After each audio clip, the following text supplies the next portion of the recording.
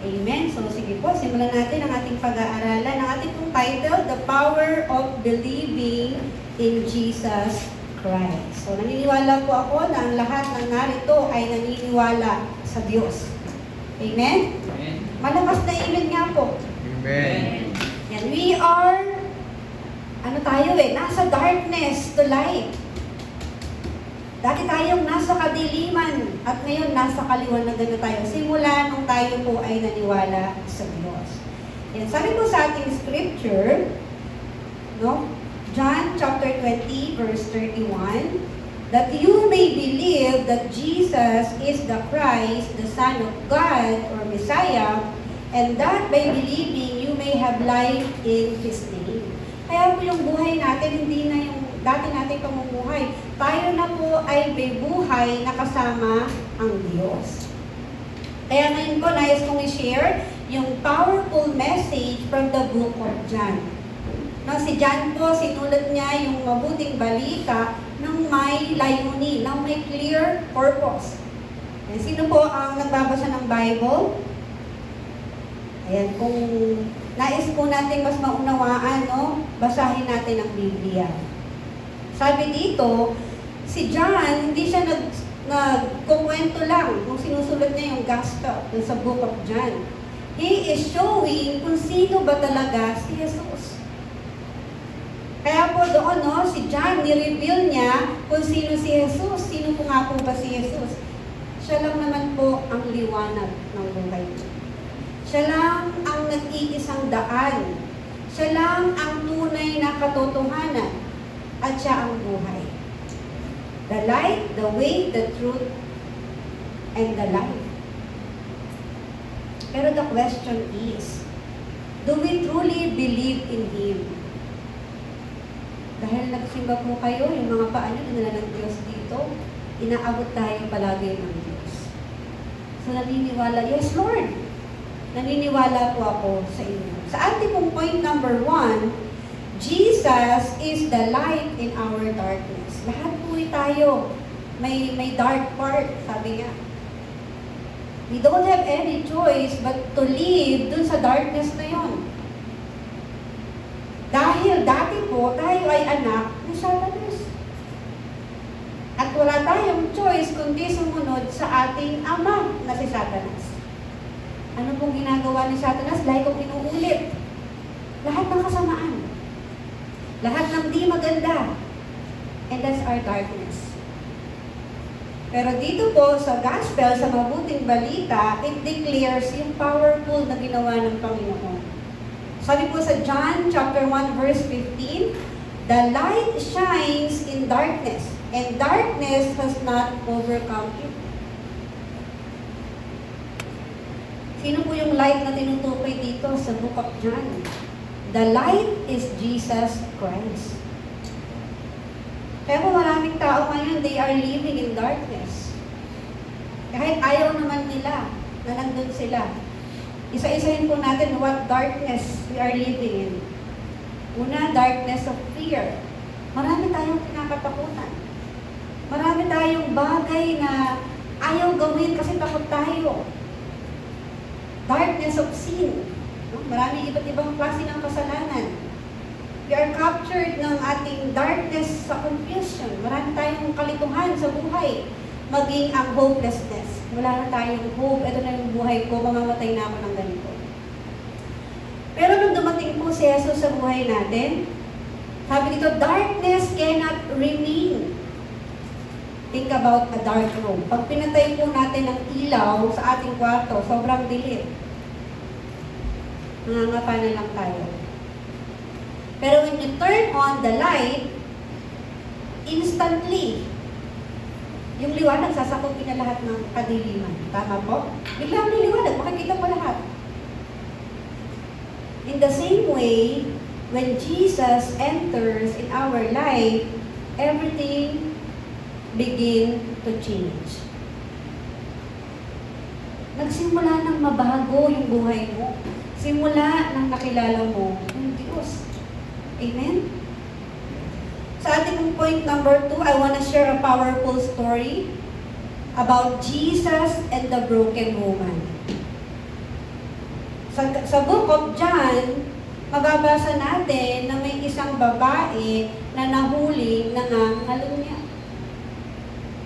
Kaya ano pong nangyari? Yung mga religious leader, yung mga Pharisees, dinala siya doon.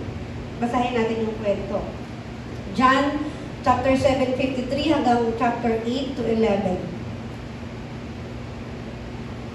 Yung babaeng nahuli sa pangangalunya. Ito ay isang kilalang pangyayari sa buhay ni Kristo na nagpapakita ng awa, pagpapatawad at katotohanan. Isang araw, si Jesus natuturo siya sa templo ng Jerusalem. Lumapit sa kanya yung mga scribes or mga Pharisees, leaders ng panahon na yon. At dinala sa kanya ang isang babae na nahuli mismong gumagawa ng pangangalunya or adultery. Pinatayo nila yung babae sa gitna ng maraming tao. Sinabi kay Jesus, Guro, ang babaeng ito ay nahuli sa aktong nangangalunya. Sa kautusan ni Moses, ang ganitong babae ay dapat batuhin hanggang sa mamatay. Ano masasabi mo? Sabi ng mga leaders. Sinasabi ng mga leaders na yun, sinusubok nila si Jesus para mabitag nila si Jesus. Pero anong sagot po ni Jesus nung time na yun? Hindi siya agad sumagot. Yumuko siya at nagsulat sa lupa gamit ang kanyang daliri. Nang patuloy siyang tanungin ng mga tao, tumayo siya at sinabi, ang sino man sa inyo na walang kasalanan, ang siyang unang bumato sa kanya. Tapos yumuko si Jesus at nagpatuloy sa pagsulat sa lupa. Mababasa po natin yan sa book of John. Anong sabi doon? Kung sino man sa inyo ang walang kasalanan, siya yung unang bumato. Noon po kasi, kapag may kasalanan ka, you will be stoned to death. Hanggang sa mamatay ka, babatuhin ka ng babatuhin. Pero tinan niyo po yung sinabi ni Jesus, no? Nang marinig ito ng mga nag-aakusa o yung mga tao na sabing patayin ng babae, isa-isa silang umalis. Simula sa pinakamatanda hanggang sa pinakabata. Dahil naunawaan nilang lahat na sila ay may kasalanan din. Sa huli, ano sabi ni Jesus? At the end of the story, naiwan na lang si Jesus at saka yung babae. Kaya nung ni Jesus ang babae, nasaan sila? Wala bang humatol sa'yo? Sumagot ang babae. Wala po, Panginoon. Anong sabi ni Jesus? Hindi rin kita hahatulan. Humayo ka at huwag ka nang magkasala. Tinuturo sa atin na kahit nagkasala tayo, pag inabot tayo ng Diyos, patatawarin niya tayo. Pero anong sabi niya? Guru, huwag ka nang magkasala. Huwag mo nang ulitin. Minsan ganun tayo sa buhay natin, andyan naman yung Diyos, patatawarin naman niya ako sa mga kasalanan ko. So, ang ending, uulit tayo sa ginagawa natin. Hindi kanais-nais sa harapan ng Diyos. Pero tignan nyo dito, no? Pinakita ng Diyos na kahit ano ba tayo, kahit anong darkness meron tayo, simula nung naniwala tayo sa Kanya, binago na niya tayo. At ang laging itinuturo sa atin ng Diyos, huwag ka nang magkasala.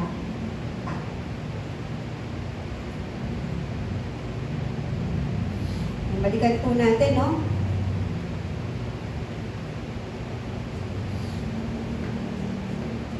Ganun yung puso ng Diyos.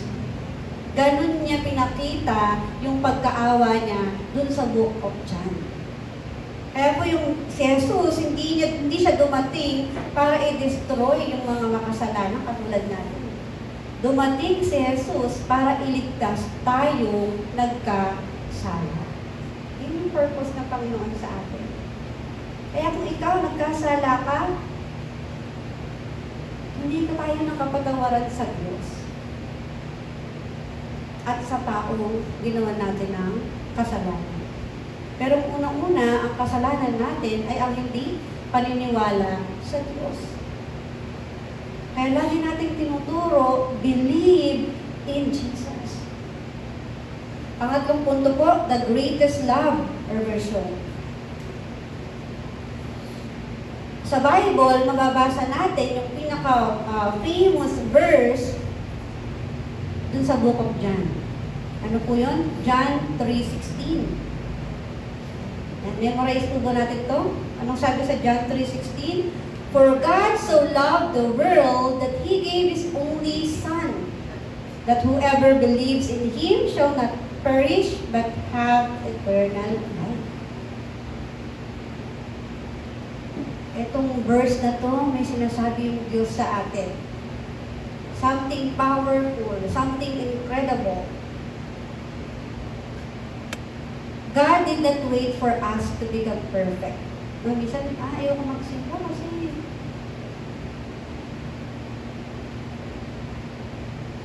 makasalanan ako eh. Ayoko magsimba kasi dami ko pang gagawin. Hindi ako karapat-dapat. Pero sabi niya sa Biblia, hindi iniintay ng Diyos na ikaw ay maging magaling. Kaya nga sabi ng Panginoon, He loved us while we were still broken.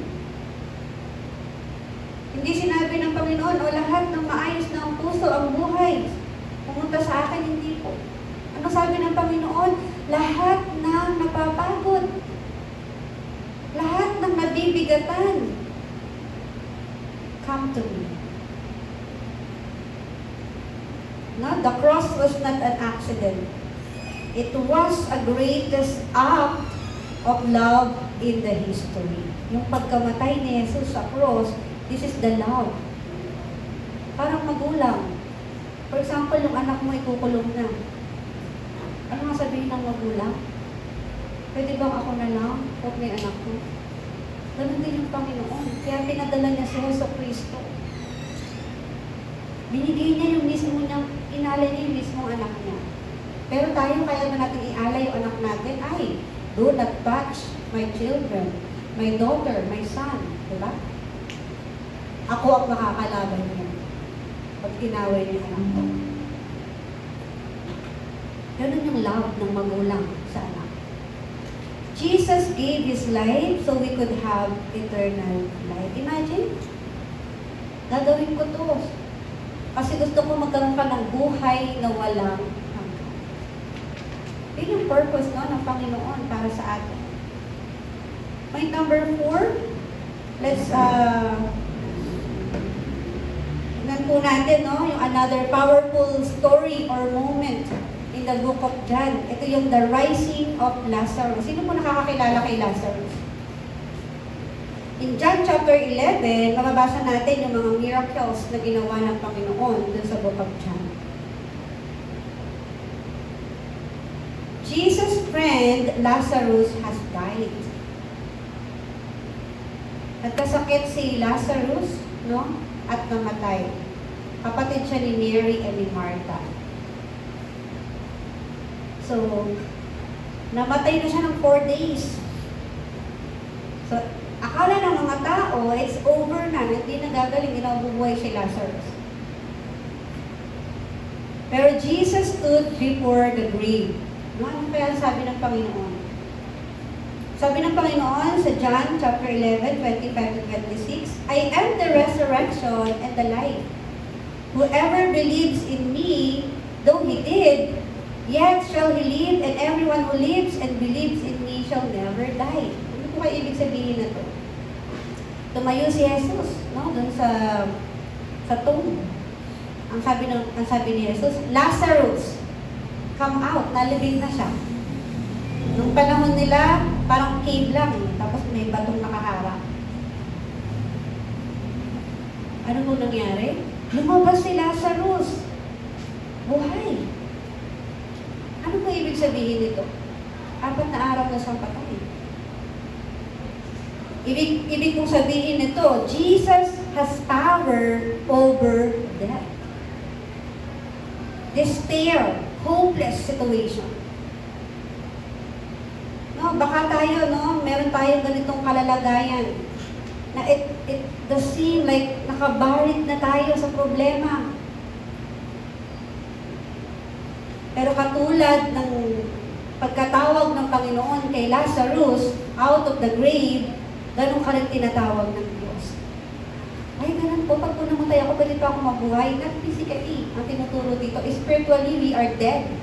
But because of Jesus, we are alive.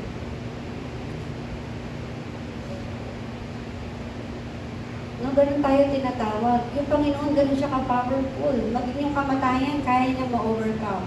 Kaya kung ano po yung sitwasyon ng bawat isa sa atin, remember, kaya pagtagumpayan yan ng Diyos na nasa iyo. Kaya po dito sa book of John, this is the invitation of Jesus.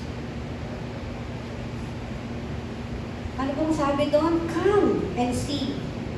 Follow me. Believe in me. Abide in me. Yun yung nais ng Diyos, na invitation para sa iyo. Pero hindi pinoforce ng Panginoon ang isa sa atin. He is inviting us. Kaya maraming tao nire-reject siya. Maraming tao may doubt pa rin sa Panginoon. Naniwala nga ako same thing. Walang nabago sa buhay ko. Pero ano sabi sa Biblia? Those who believe receive something amazing. Ano po yun? A new life. Sabihin mo sa katabi mo, a new life. Meron tayong bagong buhay.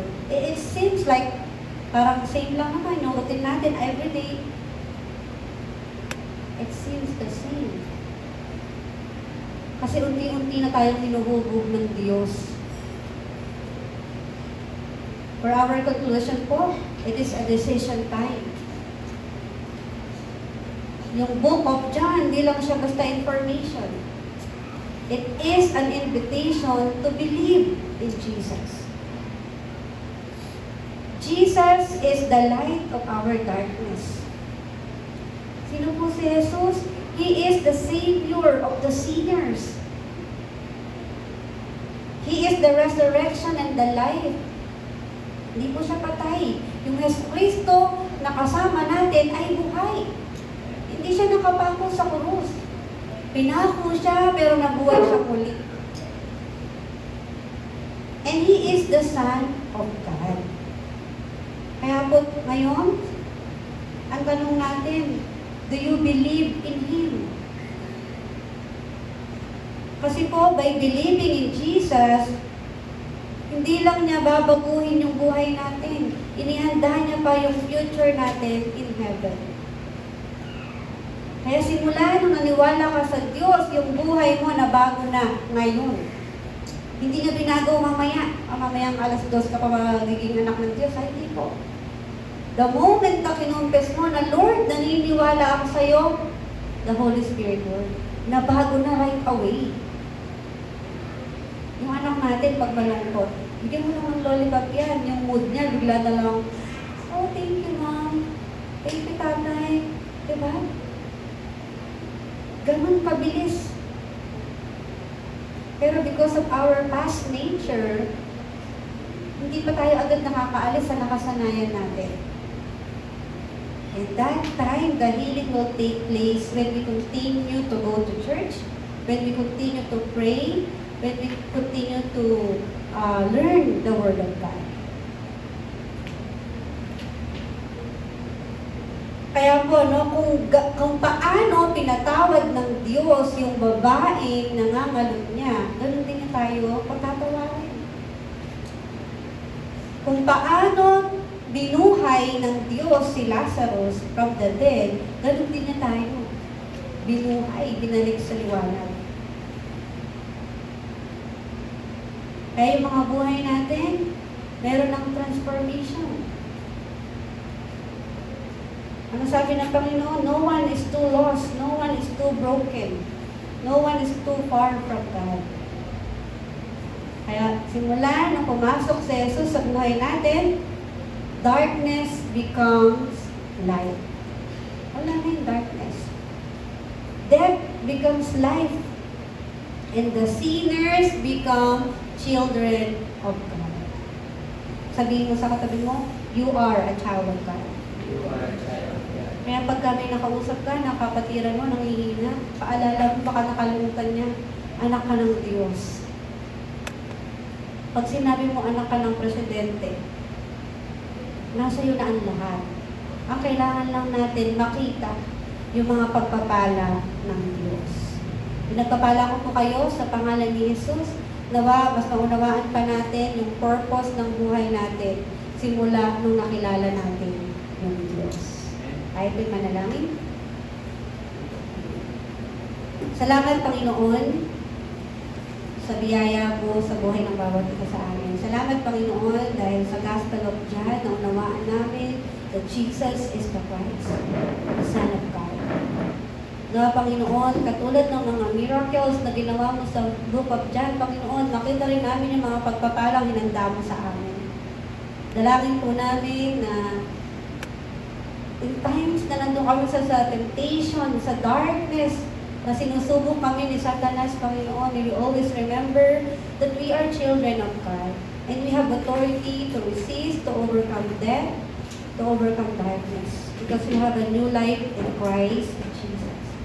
Salamat, Panginoon, at patawarin niyo kami, Panginoon, in times na kami ay mas pinipili namin yung mga makabundong bagay, Panginoon.